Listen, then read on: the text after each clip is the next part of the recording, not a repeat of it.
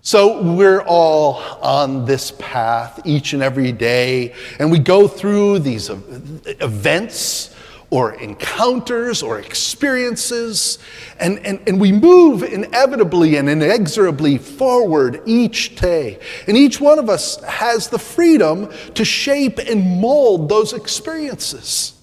We don't get to decide what they are.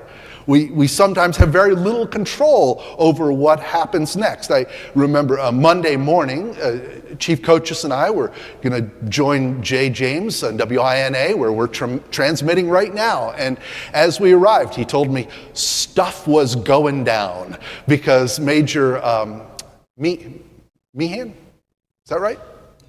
He was going to be there also, and he said no, he had to be overseeing what was happening, and I think that's such a perfect metaphor for what we experience every day. Things can be going one way, we plan a trajectory, and then it goes in a different direction. But the beauty of the freedom of life in this world is this God-given freedom gives us the opportunity to respond. Life doesn't just happen to us.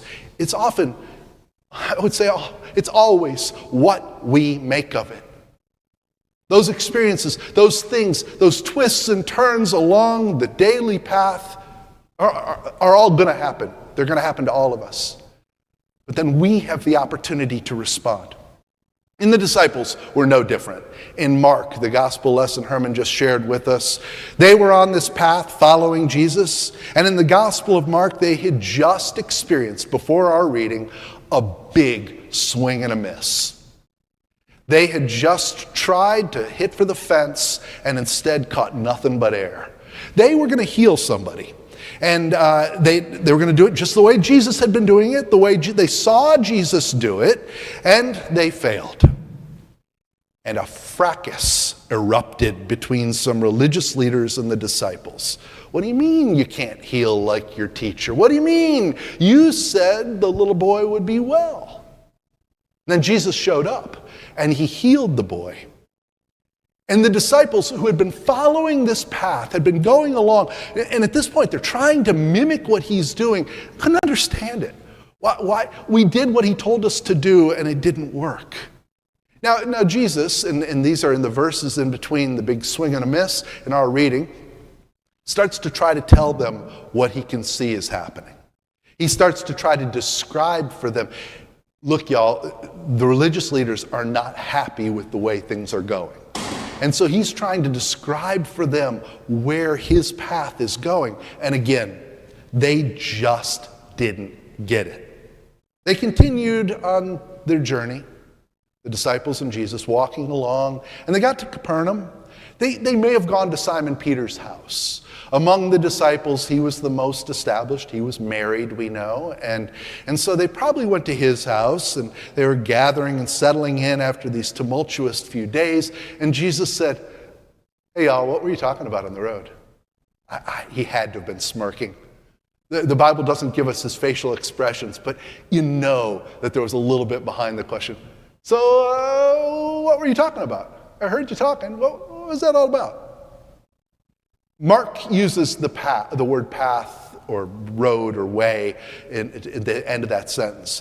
What were you talking about on the path, road, or way? And it's a small word here that does some heavy lifting.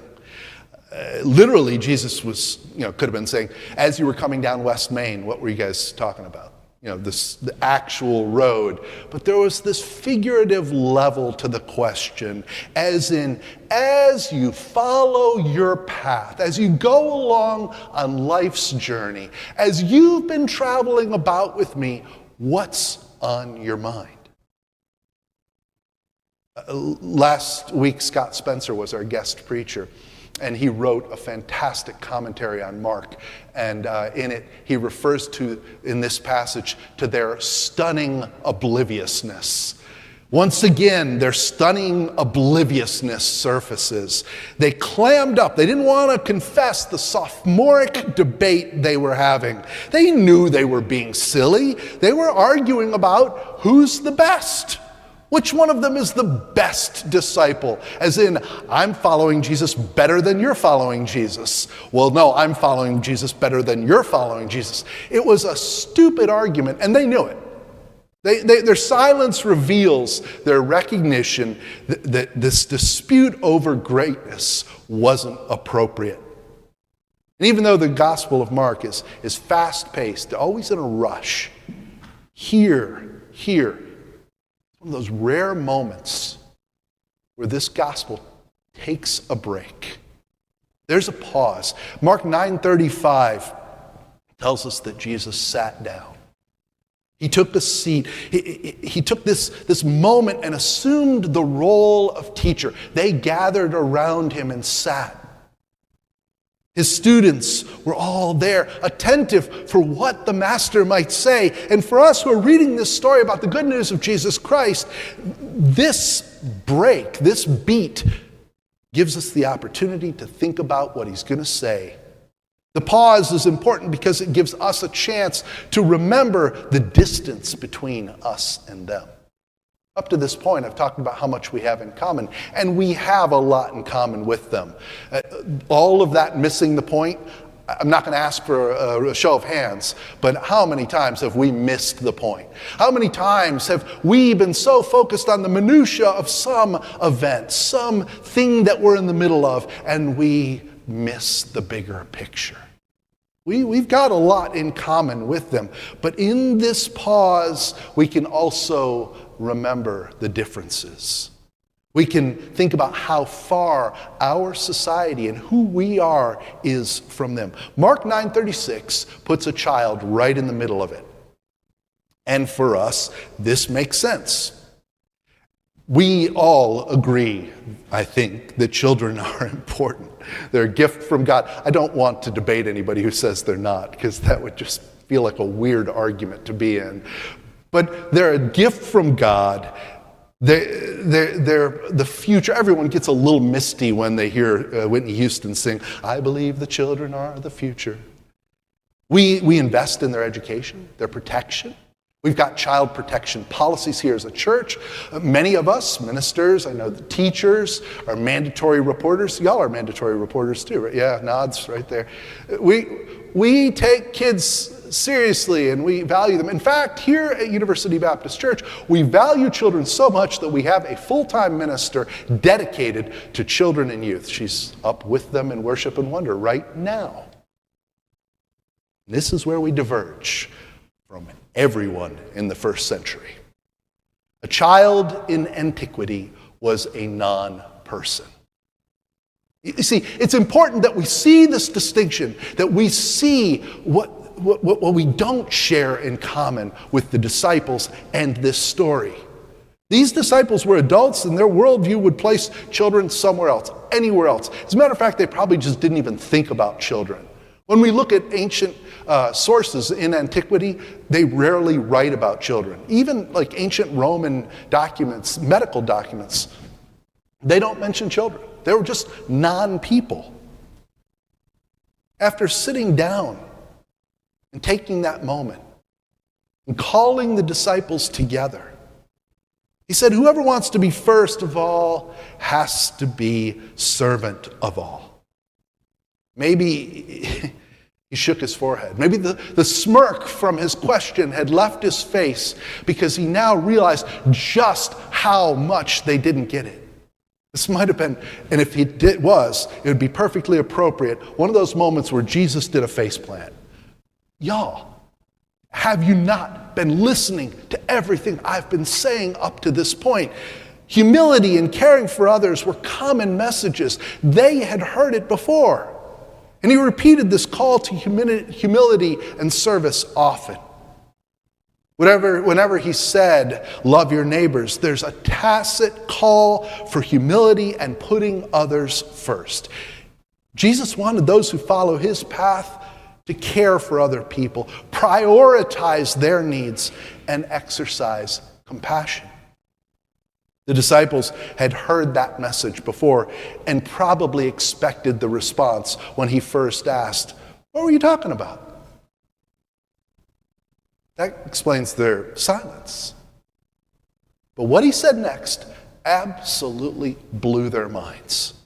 By taking the child and setting him in the center of the room, or her.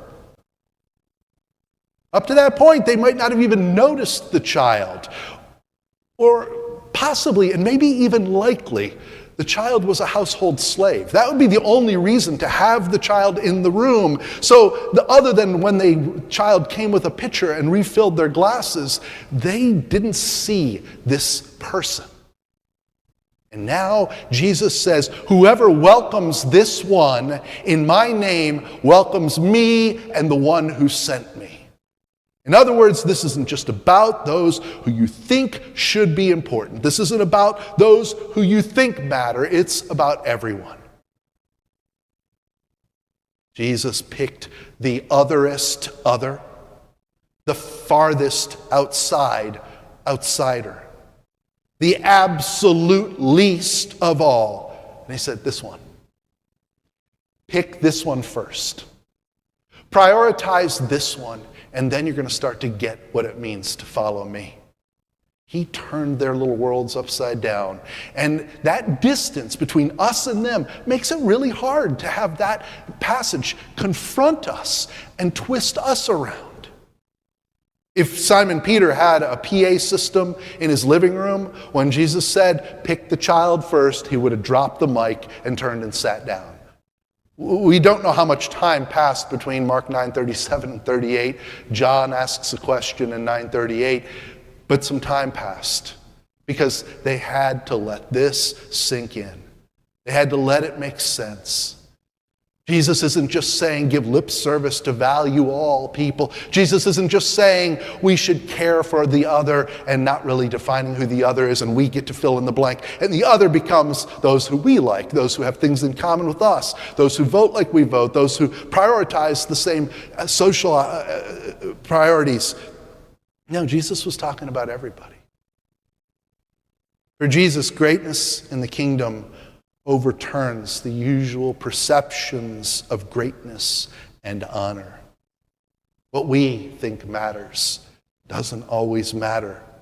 The people who we think are most important to society or valuable to us aren't always the ones who matter the most to God. Treating everyone as a child of God with incredible value and worth can change the way we experience our path each day.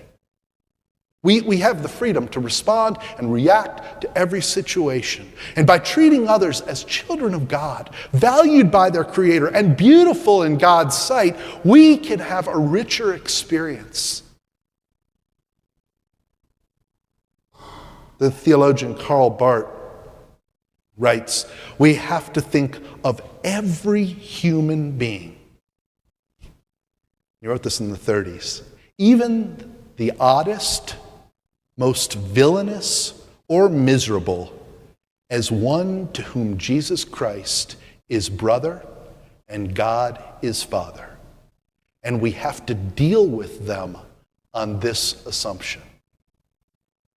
We don't get to decide the twists and turns we experience each day. We don't have control over events.